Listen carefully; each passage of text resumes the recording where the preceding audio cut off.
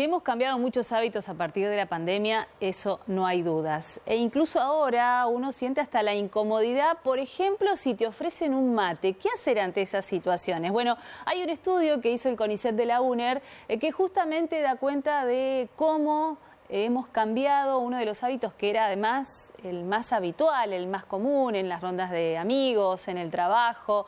En cualquier evento la excusa siempre era la reunión alrededor del mate. Le vamos a preguntar a Norma Lebrán, que forma parte de este equipo de investigadores, que nos cuente algunos detalles más. Norma, ¿cómo te va? Buen día. Hola, buenos días, Gisela, ¿cómo estás? Es así, bueno, ¿no? Te comento. Sí, este fue un proyecto de investigación de la Universidad Autónoma de Entre Ríos, que se desarrolló desde el año 2017. El objetivo del proyecto era buscar, digamos, información, recolectar y producir información acerca de este hábito que es tan tradicional de nuestra región, como es el tomar mate. Y en el medio del proyecto nos ocurre esto de la pandemia. Entonces decidimos realizar una encuesta virtual a las personas que en ese momento, bueno, estábamos todos aislados durante el 2020, acerca de, bueno, cómo estaban transitando la pandemia y cómo el mate había o no había modificado algunos hábitos a partir de las recomendaciones sanitarias. Y bueno, justamente uno de los resultados que se obtuvieron de esta encuesta virtual, que fue desarrollada a lo largo de todo el país, que tuvo más de 1.100 respuestas. Siempre decimos, bueno, hay que tener ciertas consideraciones, porque obviamente no todos tienen acceso a la virtualidad, a poder realizar la encuesta, pero bueno, es significativo que más de la mitad de las personas encuestadas indicó que no volvería a tomar mate de manera compartida una vez que finalizaran las condiciones de la pandemia. ¿Más del 50% admite eso? Así es, cuando preguntábamos acerca de si compartían el mate antes de la pandemia, el 96% decía que sí, que lo compartía, o sea que vemos que es un porcentaje alto de la población que antes de la pandemia compartía el mate. Ahí hay habría que disgregar entre aquellas personas que compartían el mate solo con su círculo íntimo, o una práctica que también es habitual aquí en Entre Ríos y en Santa Fe, es compartir el mate con un círculo de sociabilidad, le llamamos nosotros, incluir personas a partir de que formen parte de la ronda del mate. Y eso, bueno, después de la pandemia, obviamente tuvo un descenso muy grande en su práctica, ¿no? Bueno, pero además, quizás alguna... Un ejemplo claro es lo que ocurre en un ámbito académico como el de ustedes, ¿no? El mate era el motivo por el cual uno se juntaba y alrededor del mate organizaba la reunión. Primero, ¿quién lleva el equipo de mate? Eso cambió. Yo creo que sí, esa práctica ha cambiado notablemente. Muchas personas que quizás en la pandemia ni siquiera compartían con el grupo conviviente han vuelto quizás a compartir con el grupo conviviente, pero no así con personas que no forman parte de ese círculo íntimo.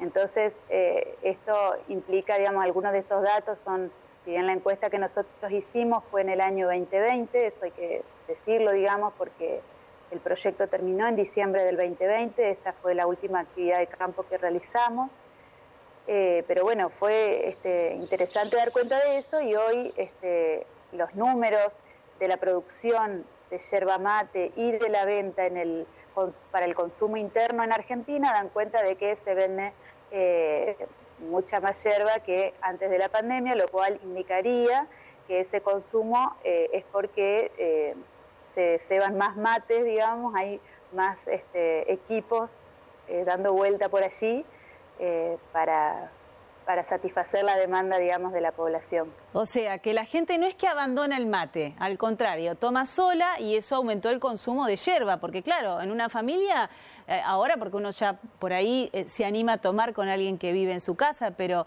en la mayoría de los casos había hasta 3, 4, 5 mates según la cantidad de personas que había o que hay en un espacio físico, en una oficina, en un lugar de trabajo. Exactamente. Una de las cuestiones que nosotros veíamos durante la investigación, esto antes de la pandemia, era una extensión, digamos, de de la costumbre de tomar el mate, de la ronda del mate, a ámbitos laborales, a ámbitos académicos, a ámbitos educativos, también en las escuelas secundarias, algo muy presente el mate. Pero evidentemente eso se modificó, ahora cada uno tiene su mate, sobre todo en estos ámbitos, como decimos, donde no estamos en el círculo íntimo, y esto, bueno, implica un mayor consumo de yerba mate.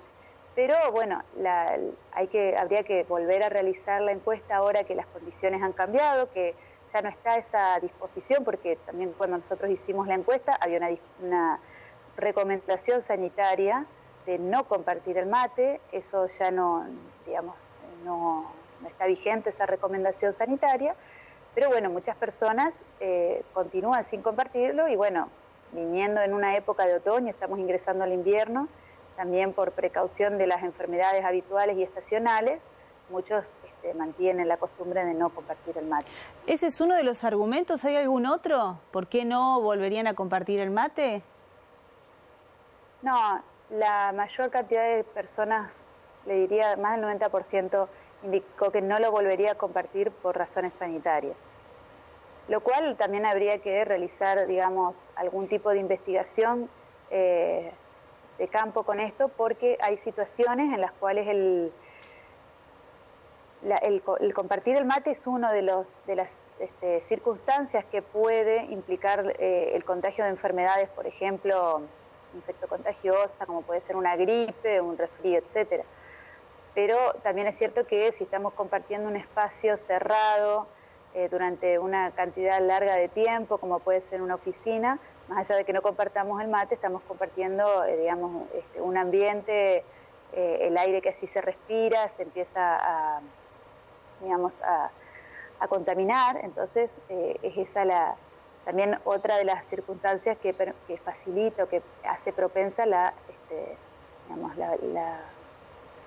el hecho de que haya más contagios, digamos, de ese tipo de enfermedades. Claro, bueno, arrancaron en el 2017 sin saber lo que iba a pasar con la pandemia, así que tienen una foto de la prepandemia, de la pandemia, y ahora seguramente habrá una de la pospandemia. ¿Tienen previsto seguir con este estudio?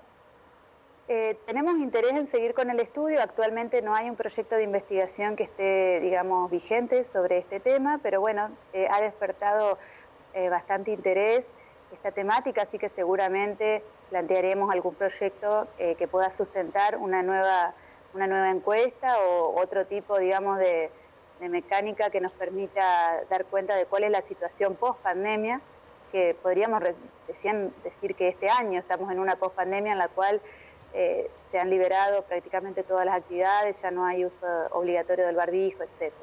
Bueno, eso en Entre Ríos, te cuento que en Santa Fe todavía sí.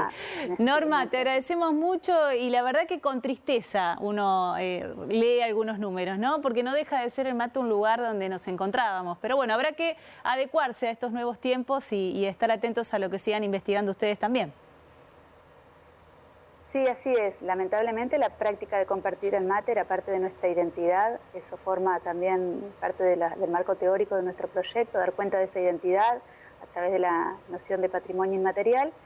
Pero bueno, algunas prácticas resisten, así que realmente yo creo que habría que hacer una nueva investigación actualmente para ver en qué grupos etarios, en qué grupos sociales, más allá de la pandemia, persistió esa práctica de compartir el mate, más allá de los círculos íntimos. Bueno, vamos a estar atentos a esos resultados. Te agradecemos mucho, muy amable, un gusto. Bueno, muchas gracias. Hasta la próxima. Norma Lebrán, entonces, que integra este grupo de investigadores del CONICET de la Universidad Nacional de Entre Ríos.